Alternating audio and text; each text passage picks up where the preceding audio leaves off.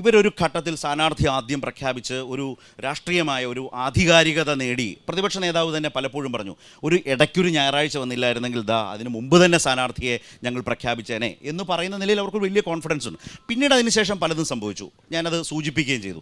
പക്ഷേ അതിനിടയിൽ നിങ്ങളെ പരിഹസിക്കാനും രാഹുൽ മാങ്കൂട്ടം അടക്കമുള്ള ആളുകൾ തയ്യാറായി. സ്ഥാനാർത്ഥിയെ തേടി നിങ്ങൾ അലയുന്നു. നിങ്ങളെ OLX-ൽ വിൽപ്പനയ്ക്ക് വെച്ച പോലെ ഒരു പോസ്റ്റ് വരെ രാഹുൽ മാങ്കൂട്ടം ശ്രദ്ധിച്ചിട്ടുണ്ടാവും. അതിനുശേഷം സ്വരാജിനെ മത്സരിപ്പിക്കാൻ ധൈര്യമുണ്ടോ എന്ന് ചോദിക്കുന്നൊരു വെല്ലുവിളി നിങ്ങളിലേക്ക്. യഥാർത്ഥത്തിൽ ആ വെല്ലുവിളി കണ്ടിട്ടാണോ, രാഹുൽ മാങ്കൂട്ടത്തിൻ്റെയൊക്കെ വെല്ലുവിളി കണ്ടിട്ടാണോ CPIM അല്ലെങ്കിൽ LDF സ്വരാജിനെ സ്ഥാനാർത്ഥിയാക്കിയത്? അങ്ങനെയും ഒരു വലിയ ചർച്ച വന്നു. പിന്നീട് അതിനെതിരായ ചില വർത്തമാനങ്ങൾ ആ ക്യാമ്പിൽ നിന്ന് വരികയും ചെയ്തു. അതായത് UDF-ൽ നിന്ന് സ്വരാജിനെ മത്സരിപ്പിക്കാൻ തീരുമാനിപ്പിച്ചപ്പോൾ ഫീൽഡിൽ നിന്ന് നിങ്ങളുടെ ഇപ്പോഴത്തെ അനുഭവം എന്താണ്? UDF രാഷ്ട്രീയത്തെക്കുറിച്ച് അദ്ദേഹം പറഞ്ഞതും ആമുഖമായി പറഞ്ഞതും അഫ്സലിൻ്റെ മുമ്പിലുണ്ടല്ലോ. ഞങ്ങളെല്ലാം കുറച്ച് അധികം ദിവസമായി ഇവിടെ നിലമ്പൂരുണ്ട്. ഇപ്പോൾ ചർച്ചയ്ക്ക് വരുമ്പോഴും പല ബൂത്തുകളുടെയും കൺവെൻഷൻ പൂർത്തീകരിച്ചാണ് വരുന്നത്. ഞങ്ങൾക്ക് സുനിശ്ചിതമാണ് 23-ാം തീയതി വോട്ടെണ്ണി കഴിയുമ്പോൾ സഖാവ് M സ്വരാജ് നിലമ്പൂരിനെ പ്രതിനിധീകരിച്ച് നിയമസഭയിലേക്ക് എത്തും.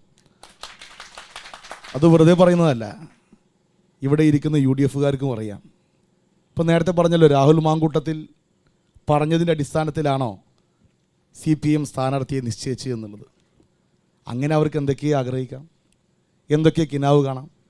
ഇവിടെ നേരത്തെ UDF-ൻ്റെ പ്രതിനിധി പറഞ്ഞു, ഞങ്ങൾ സ്വതന്ത്രന്മാരെ തപ്പിയിറങ്ങി, അവസാനം സഖാവ് M സ്വരാജിനെ പറഞ്ഞയച്ചു. ഇപ്പോൾ ഇത്രയും ദിവസം സഖാവ് സ്വരാജ് സ്ഥാനാർത്ഥിയാകുന്നത് വരെ ഇവരുടെ പ്രതികരണം, സ്വരാജില്ലേ ഇവിടെ, സ്വരാജ് ഇവിടുത്തെ നേതാവല്ലേ, സ്വരാജ് നിലമ്പൂരുകാരനല്ലേ, എന്നാ സ്വരാജിനെ സ്ഥാനാർത്ഥിയാക്കിക്കൂടെ എന്ന് ചോദ്യം. അപ്പോൾ സ്വരാജ് സ്ഥാനാർത്ഥിയാക്കിയപ്പോൾ എന്താ പ്രതികരണം? സ്വരാജ് നിലമ്പൂരിലെവിടെ? സ്വരാജ് നിലമ്പൂർ കാണാനില്ലല്ലോ, സ്വരാജ് നാട്ടുകാരനാണോ, ഞങ്ങൾക്കറിയില്ലല്ലോ.